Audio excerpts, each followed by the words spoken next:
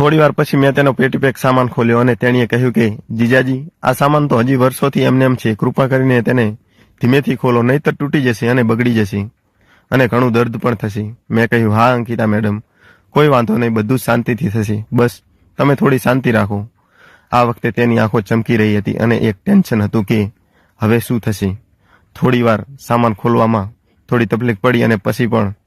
મિત્રો, વાર્તા ખૂબ જ રોમેન્ટિક છે, અંત સુધી સાંભળજો. ઉનાળાના વેકેશનમાં દર વખતની જેમ આ વખતે પણ મારી સાળી અંકિતા અમારા ઘરે આવી હતી. તે કોલેજમાં અભ્યાસ કરતી હતી અને તે દર વખતે અમારા ઘરે વેકેશન કરવા અમારા ઘરે આવતી હતી અને ઘણી બુદ્ધિશાળી પણ હતી.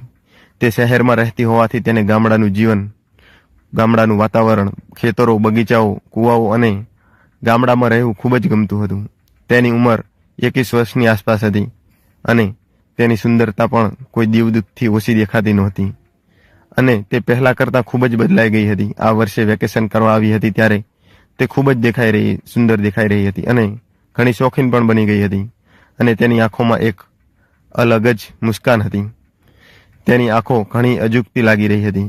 થોડા દિવસો આમ જ વીતતા ગયા અને એક દિવસ બધા ખેતરે ગયા હતા અને મારે ગામમાં કામ હોવાથી હું ઘરે રહ્યો હતો અને મારી સાળી અંકિતાને ઘરે રાખીને બધા ગયા હતા. તેને ઘરનું બધું કામ કરવા રાખી હતી. થોડીવાર પછી હું ગામમાંથી કામ પતાવીને ઘરે આવ્યો ત્યારે મારી સાળી એકલી હતી. મેં પૂછ્યું કે બધા ક્યાં ગયા છે? તો તેણે કહ્યું કે બધા ખેતરે ગયા છે. તો મેં કહ્યું કે તને એકલા રહેતા ડર નથી લાગતો? તો અંકિતાએ કહ્યું કે શેનો ડર? તો મેં કહ્યું કે તારે તારા જીજુથી ડરવું જોઈએ. તો તેણે કહ્યું કે હું મારા જીજુથી શું કામ ડરું? અને હું તો હવે ઘણી મોટી થઈ ગઈ છું.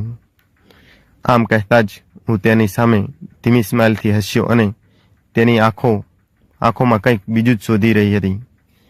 રાત્રે જ્યારે બધા સૂતા હતા ત્યારે હું ધાબા પર સૂતો હતો ત્યારે મેં અંકિતા પાસે પાણીનો ગ્લાસ મંગાવ્યો અને તે મારા માટે પાણી લઈને આવી. ત્યારે મેં કહ્યું કે મારે દૂધ પીવું છે. તો તેણે કહ્યું કે હું દૂધ નથી લાવી. તો મેં કહ્યું કે દૂધ તો તમારી પાસે જ છે, તમારે ક્યાંય લેવા જવાની જરૂર નથી. અને એ થોડી શરમાઈ ગઈ અને ધીમી સ્માઇલ કરી. પછી હું પણ સમજી ગયો કે તે પણ હવે ના નહીં પાડે અને મેં કહ્યું કે દૂધ તો તમારી પાસે જ છે અને હવે તમે બાળક નથી રહ્યા. મેં તેને પાણીનો ગ્લાસ પાછો આપ્યો અને ગ્લાસ પકડીને ઊભેલી અંકિતાએ ધ્યાનથી જોયું અને આજે તે ગુલાબી ડ્રેસમાં, તેના ખુલ્લા વાળ, ઓઠ પર આછી લિપસ્ટિક અને ગળામાં ચેન પહેરેલો અને તેની આંખો વિચિત્ર લાગી રહી હતી. તે ખૂબ જ સુંદર લાગી રહી હતી અને મેં તેને કહ્યું કે અંકિતા, તું આજે ખૂબ જ સુંદર લાગી રહી છે. થોડી વાર પછી મેં કહ્યું, અંકિતા, તું જ્યારથી આવી છે ત્યારથી જ તારી આંખોમાં કંઈક જુદું જ દેખાઈ રહ્યું છે. તું કંઈક કહેવા માંગે છે પણ કહી શકતી નથી. હું બધું સમજું છું. અંકિતા ગ્લાસ લઈને કશું જ બોલ્યા વગર હળવેકથી નીચે ચાલી ગઈ. ત્રીજા દિવસે અચાનક બપોરે જોરદાર વરસાદ પડી રહ્યો હતો અને લાઇટ પણ ચાલી ગઈ હતી. મારી પત્ની જમવાનું બનાવી રહી હતી ને વરસાદ સાથે વીજળી પણ જોરદાર પડી રહી હતી. વીજળી થતાં જ મારી સાળી ડરી ગઈ. એવું બહારનું શોધીને તે મારી પાસે દોડી આવી અને મારી ચાદર ઓઢી લીધી અને અમે બંને સૂતા હતા અને મારા હાથનો સ્પર્શ થયો. તેની આંખો મળી. એક ક્ષણ માટે શાંતિ છવાઈ ગઈ અને મારા હાથનો સ્પર્શ તેની બધી જ જગ્યાએ, ચાદરમાં, બધું જ થઈ રહ્યું હતું.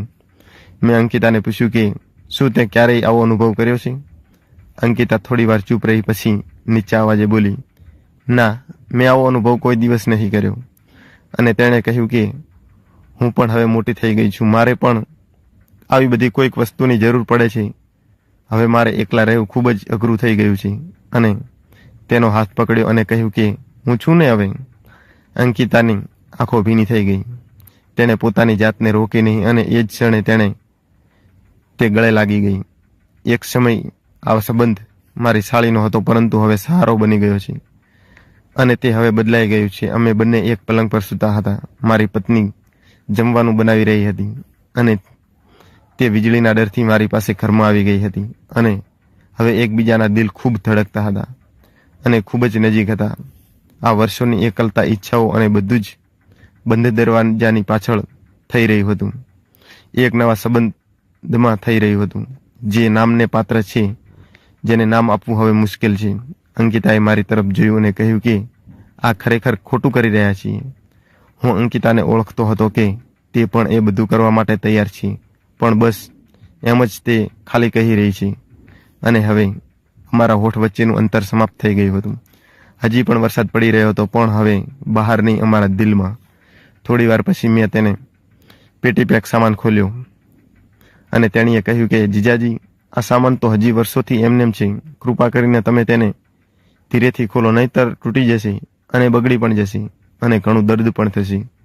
મેં કહ્યું, હા અંકિતા મેડમ, કોઈ વાંધો નહીં, હું બધું જ આસાનીથી કરીશ. બસ તમે થોડી શાંતિ રાખો. આ વખતે તેની આંખો ચમકી રહી હતી અને તે એક ટેન્શન હતું કે હવે શું થશે. થોડી વાર સામાન ખોલવામાં થોડી તકલીફ પડી, પરંતુ પછી તે પણ કહેવા લાગી કે જીજુજી, ખૂબ જ મજા આવી અને હજી સ્પીડ વધારીને કામ કરી શકો છો તમે. હું હવે તમને રોકી શકીશ નહીં. થોડી વાર પછી બધું જ કામ પતી ગયું અને અંકિતાએ કહ્યું કે મેં અંકિતાને કહ્યું કે તમે અભ્યાસમાં ધ્યાન આપો અને તમારું જીવન બનાવો. અને ઘણા દિવસો આમ ચાલ્યું. પછી અંકિતાની રજાઓ પણ પૂરી થવા આવી અને મેં કહ્યું કે આપણું આ રહસ્ય એમ જ રહેશે, એક મીઠી યાદ, અને હું તમારી રાહ જોઈશ. તું કદાચ કોઈ બીજી વાર આવીશ તો ફક્ત મારા માટે જ, અને આ સંબંધ હંમેશા આપણા દિલમાં જ રહેશે. અને તે પછી અમે બંને ખૂબ જ આનંદ કર્યો અને એકબીજાને ગળે લગાડી અને બધું જ જે થવાનું હતું તે થયું. તો મિત્રો, આ હતી મારી શાળાની વાર્તા. મિત્રો, વાર્તાનો આગળનો ભાગ સાંભળવા માટે ચેનલને અવશ્ય સબસ્ક્રાઇબ કરી નાખજો. અને હા મિત્રો, ચેનલ પર ન હોય તો લાઇક, શેર અને કોમેન્ટ અવશ્ય કરી દેજો. તો ચાલો મિત્રો, આજની વાર્તામાં આટલું, ને ફરી કાલે મળીએ એક નવી વાર્તા સાથે. ધન્યવાદ.